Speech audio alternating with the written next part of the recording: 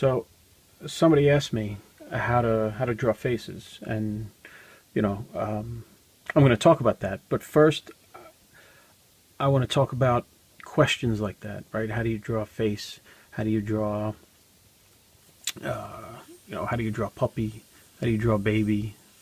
All these specific questions on how to draw things, they point to one specific lack in knowledge sometimes, and that has something to do with what I just talked about on the podcast. I talked about perception, and I talked about seeing like an artist, right?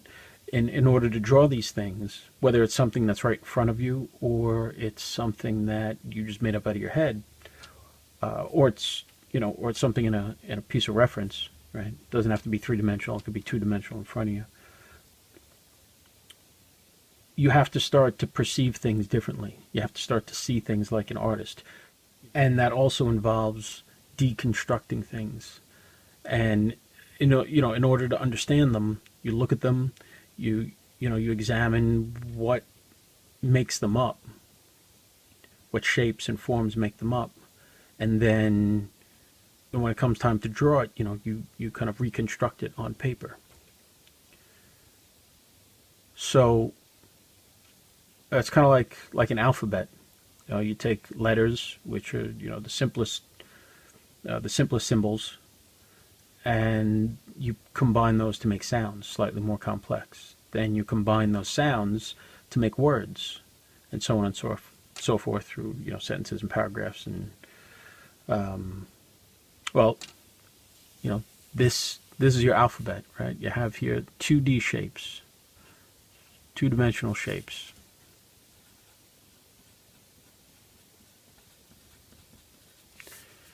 A circle, triangle, rectangle, or square.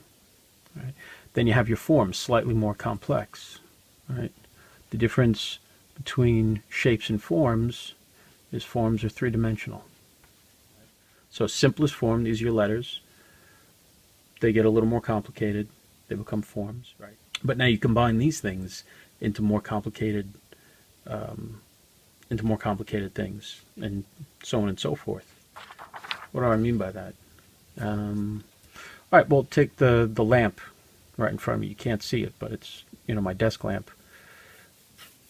So I'm going to draw a vertical line of symmetry, right?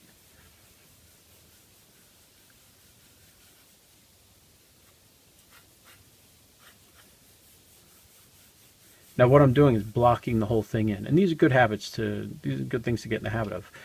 I want it to take up this much space. I want this whole thing to take up this much space. I'm not just going to start with a little knob on back and then work my way down, because before you know it, it could be stretched out, could be a little too short.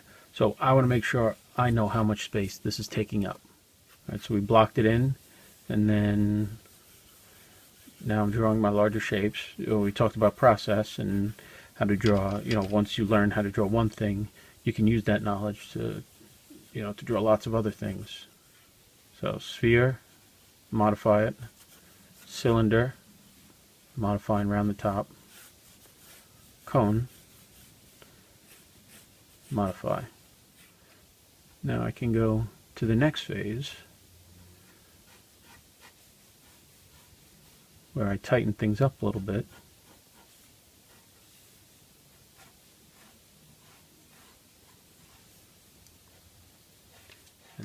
Draw another guideline for these little holes.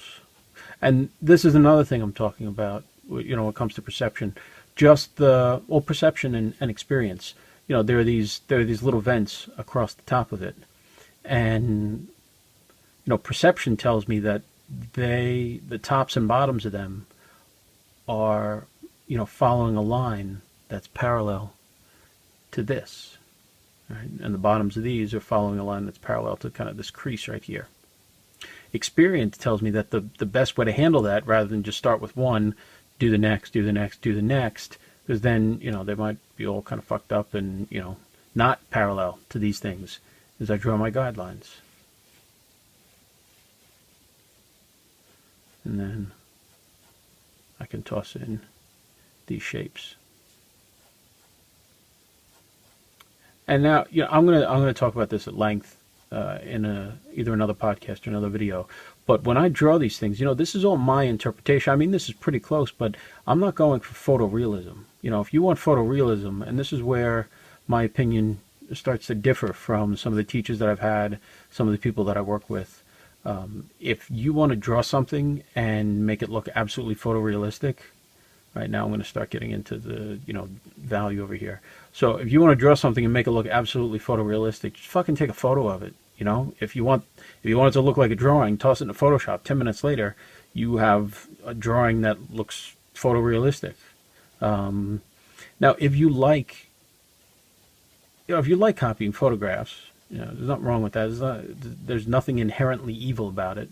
If you like, drawing from observation and making it look as, real as possible, that's okay too. But for me, and everything on here is my opinion, so I'm not going to preface everything with in my opinion.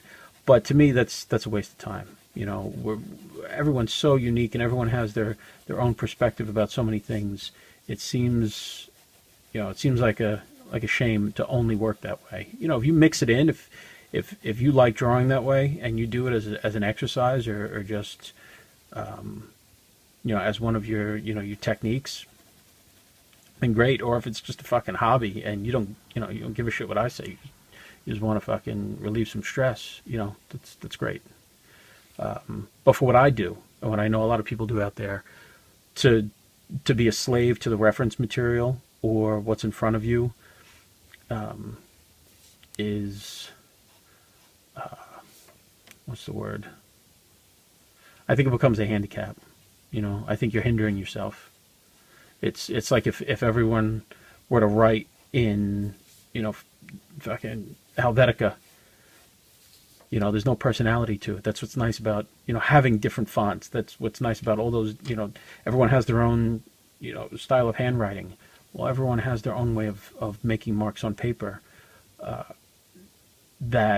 And those marks are an interpretation of what you see, how you perceive things. Perception is reality. Everyone has a different perception, a different reality, and translates that differently on paper. All right, so don't be too quick to cover that up under layers of realism.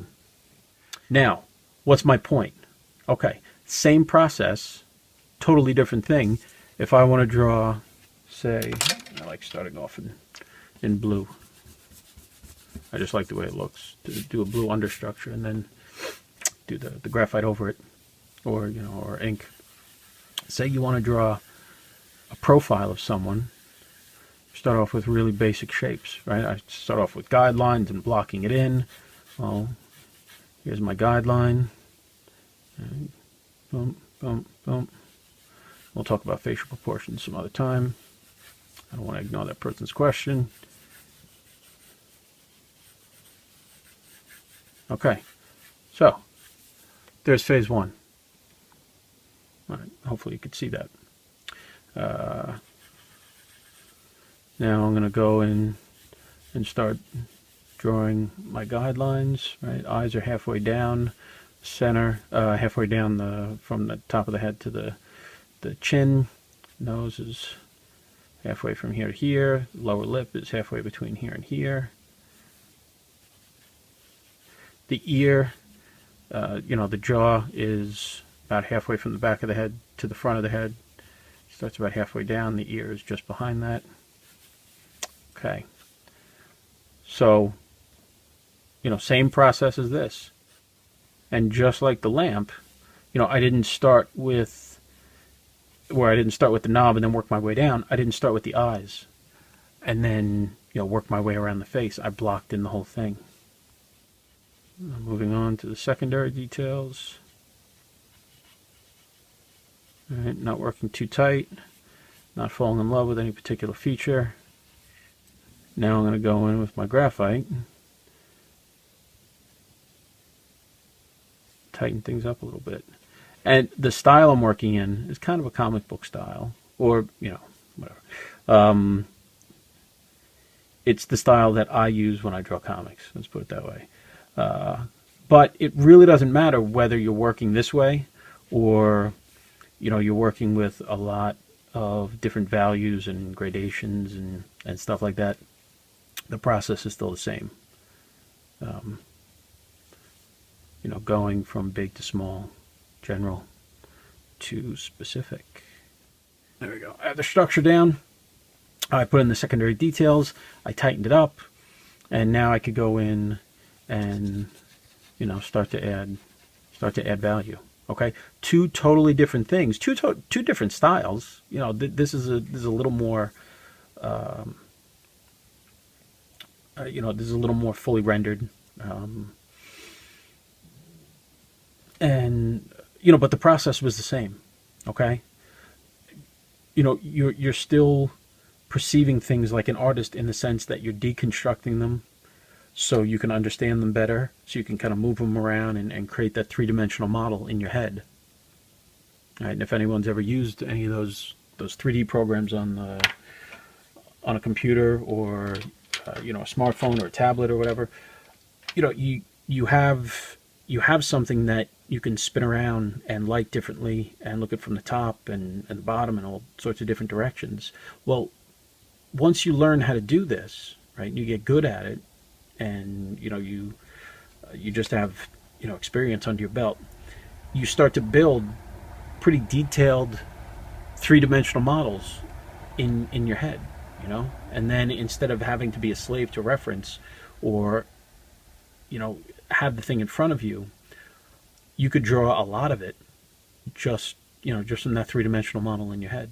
But I can't overstate enough the importance of having a process and understanding these steps and understanding that you need to see things differently. All right.